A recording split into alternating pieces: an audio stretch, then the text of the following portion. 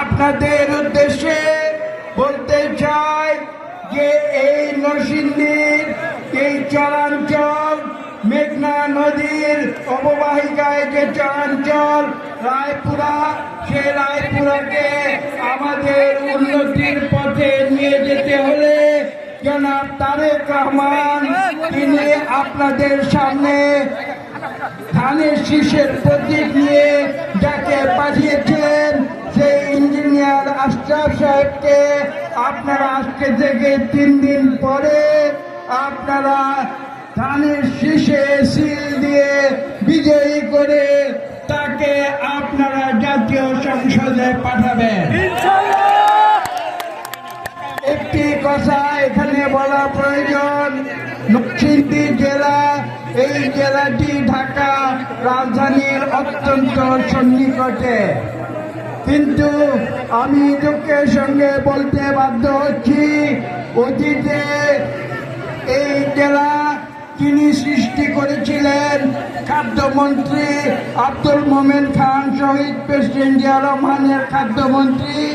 তিনি নরসিংদী জেলা সৃষ্টি করার পরে যখন প্রথমে স্বৈরাচারী সেনার শাসন কায়েম হয়েছিল তখন নরসিংদী জেলা পরবর্তীতে আর কোনো উন্নয়ন হয় না। তৎপরবর্তীতে আপনারা দেখেছেন আমাদের দেশ নেত্রী বেগম খালেদা জিয়া 1991 সালে নির্বাচনে বিজয়ী হয়ে বাংলাদেশের প্রথম নারী প্রধানমন্ত্রী হবার পরে পুনরায় নরসিংদী জেলাকে তিনি গুরুত্ব দিয়েছিলেন, যার ফলশ্রুতিতে আমরা দেখেছি যে নরসিংদী জেলা আবার উন্নতির দিকে এগিয়ে গিয়েছে।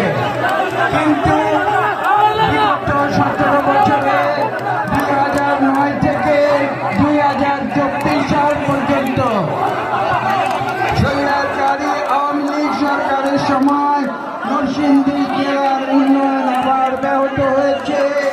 এখানে দুর্নীতির মাধ্যমে এই দেশের কোনো উন্নয়ন সাধিত হয় নাই।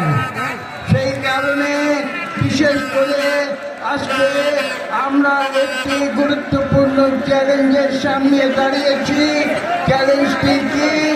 আগামীতে বাংলাদেশে আমরা আবার গণতন্ত্র ফিরিয়ে আনব। 2024 সালে 5ই আগস্টে ছাত্র জনতার বিপ্লবের ফলশ্রুতিতে দেশ থেকে আওয়ামী সরকার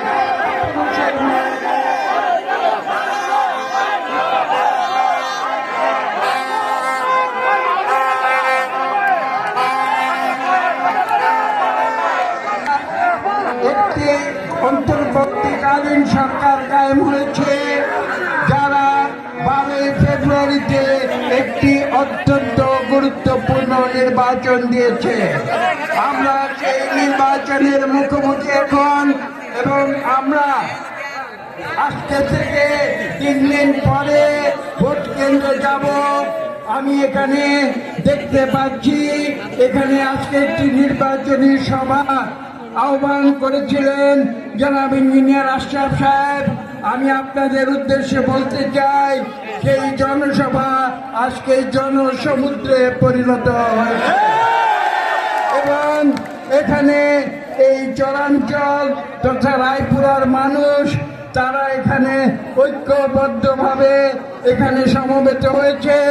এবং আপনারা যে কথা বলতে এসেছেন আমি বিশ্বাস করি যে আমাদের নেতা জনাব তারেক রহমানের নেতৃত্বে ইনশাআল্লাহ জনগণের ম্যান্ডেট নিয়ে আমরা আগামীতে সরকার গঠন করব, এবং এই সরকারের প্রতিনিধি হিসাবে আপনারা জাতীয় সংসদে আপনাদের এমপি হিসাবে জনাব আশরাফ সাহেবকে ধানের শীষে ভোট দিয়ে আপনারা ঢাকা রাজধানীতে পাঠাবেন।